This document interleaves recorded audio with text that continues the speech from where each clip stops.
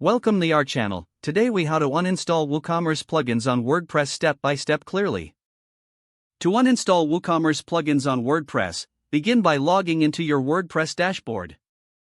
Once logged in, navigate to the Plugins section from the left-hand menu. Click on Installed Plugins to view all the plugins currently active on your site. Locate the WooCommerce plugin you wish to uninstall. If the plugin is currently active, click on the Deactivate link beneath the plugin's name. After deactivation, the link will change to Delete. Click on the Delete link to remove the plugin from your WordPress site. A confirmation message will appear asking if you are sure you want to delete the plugin. Confirm the deletion by clicking the OK button. The plugin will be removed from your site, and you will see a success message. To ensure that all data related to the plugin is cleared, check the WooCommerce settings or any custom options you may have set. Repeat these steps for any additional WooCommerce plugins you want to uninstall. Finally, clear your site cache if you are using a caching plugin to ensure the changes take effect. If the page does not load, refresh the browser or try again in a private or incognito window. Make sure you are using the correct email address, then retype it carefully to avoid small typos. If your password is not accepted, use the reset option and create a new strong password you can remember. Check your spam folder for verification or security emails, then complete any requested confirmation steps.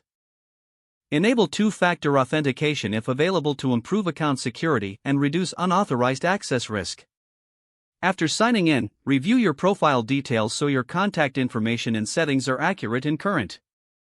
If you see an error message, note it down and try again after restarting your device and internet connection. Log out when you finish, especially on shared devices, to keep your account and payment information secure.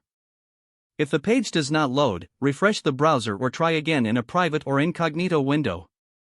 Make sure you are using the correct email address, then retype it carefully to avoid small typos.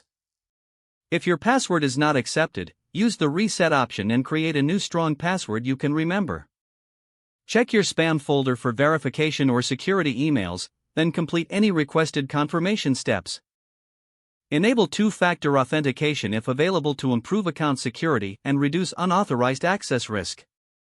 After signing in, review your profile details so your contact information and settings are accurate and current. If you see an error message, note it down and try again after restarting your device and internet connection. Log out when you finish, especially on shared devices, to keep your account and payment information secure. Don't forget to like this video and subscribe to our channel for more step-by-step tech guides.